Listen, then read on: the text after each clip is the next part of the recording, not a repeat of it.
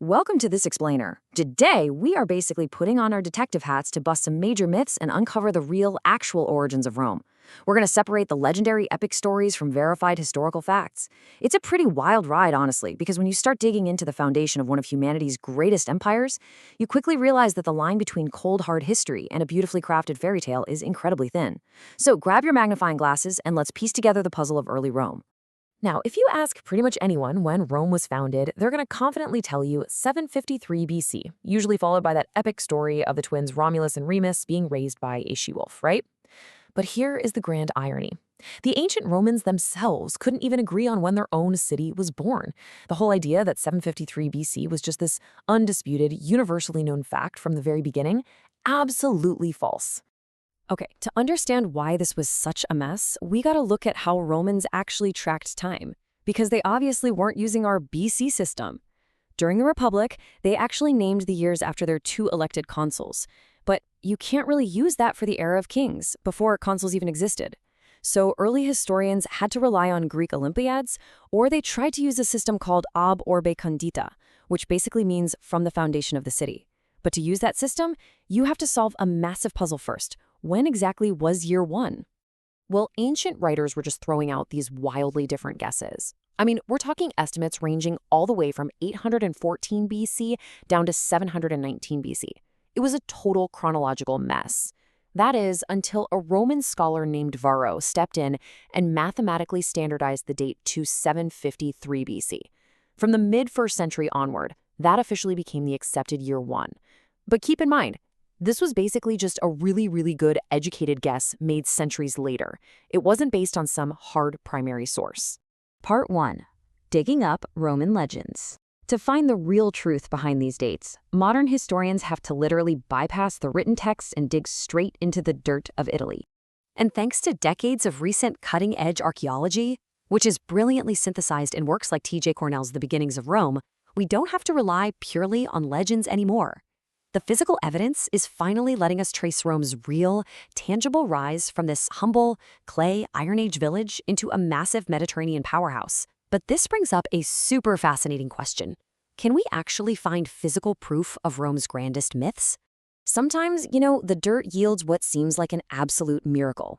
Back in 2007, archaeologists who were restoring Emperor Augustus's palace on the Palatine Hill made this stunning announcement. 15 meters deep, they found a grotto completely encrusted with seashells, pumice stones, and this beautiful mosaic featuring a white eagle. They actually claimed they had found the Lupercal, literally, the sacred cave where the she-wolf suckled Romulus and Remus. But hold your horses, because the archaeological community immediately pushed back against this romantic idea. Leading experts argued, mostly on stylistic grounds, that this was absolutely not the Lupercal. Instead, it was likely just an underground dining room, a nympheum from Emperor Nero's time. It perfectly highlights the danger of trying to match physical ruins with ancient myths. I mean, we desperately want to find the magical cave of the wolf, but the stones usually reveal a much more mundane reality. Part 2. The lost historical records. So if the ruins are so hotly debated and ambiguous, you might be wondering, why can't we just read the earliest Roman records to find out what happened? The tragic answer basically comes down to one catastrophic year, 390 BC. Almost every single written record from Rome's early history was totally destroyed during the devastating Gallic sack of Rome, led by the chieftain Brennus. The archives burned to the ground, leaving behind a massive black hole of data, meaning the Romans themselves had virtually no primary written sources from before 390 BC. And this is exactly where modern historians pull off a brilliant workaround: stratigraphy. It's the science of reading the physical layers of dirt. If you go deep down in the Roman Forum, we find these archaic offerings from the 7th century BC. Layered right above that, built just after that 390 BC fire, is a raised altar. Finally, near the top, we find black paving laid down by Sulla around 80 BC. By literally reading the dirt, we can construct a timeline without a single piece of surviving paper. But hey, sometimes buried within those layers of dirt, we actually do find words. Beneath Sulla's paving sits the lapis niger, the black stone. It marks this mysterious area of ill omen, and hidden right there is an unassuming slab of tufa stone from the 6th century BC. Ancient sources whispered that this was actually the grave of Romulus himself, or maybe his shepherd father, Faustulus, or even the hero Hostus Hostilius. It is literally one of the oldest surviving inscriptions in all of ancient Rome. Let's look at how this builds our understanding of early literacy. The lapis niger isn't written in normal classical Latin. It's actually inscribed in this dizzying, archaic style called booster-fedon. That literally translates to ox turning, meaning the text mimics the path of an ox plowing a field. It winds from the bottom to the top and then top to bottom.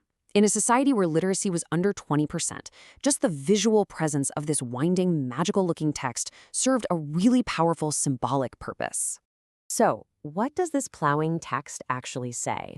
Well, while it doesn't explicitly confirm Romulus, it does contain the ancient dative word for king, rese. Surrounding this kingly title are words like sacred and, wonderfully, what scholars interpret as a strict ritual warning against letting your yoked livestock defecate in the secret space. It's such a fascinating and surprisingly practical glimpse into the regal society of archaic Rome. Part 3. When myth becomes fact. Since the early records burned and the archaeology is so confounding, at what point does Roman history actually stop being a fairy tale and start being undeniable fact? So the crucial point here relies on a really fascinating metric used by historians: character complexity. Think about it.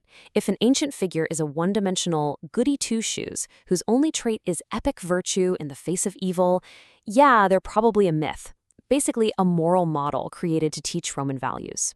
Real historical figures, on the other hand, are rarely perfect. They leave behind complex, messy, and highly controversial reputations. We can literally see this paradigm shift in the historical record between 366 BC, when the consulship was truly established, and 287 BC. Before 366, you have these flawless, mythical heroes, like Cincinnatus, who just perfectly surrenders supreme power to go back to his humble farm. But as the Republic centralizes around 287 BC, we meet our first real, complex personalities. Take Appius Claudius Caucus. Ancient sources couldn't even agree if he was a rabble-rousing demagogue or a massive aristocratic snob. That mixed reputation, that's the ultimate proof he was a real, breathing politician. As we wrap up this explainer, watching the Romans meticulously construct their own legendary origins leaves us with a pretty profound realization about the nature of truth and memory. I mean, if the greatest empire of antiquity was founded on moral legends and mathematical estimates masquerading as absolute facts, what does that say about the history we accept today? History isn't always just exactly what happened. Sometimes it's the narrative we agree to remember. Keep questioning, keep digging, and never stop exploring the past.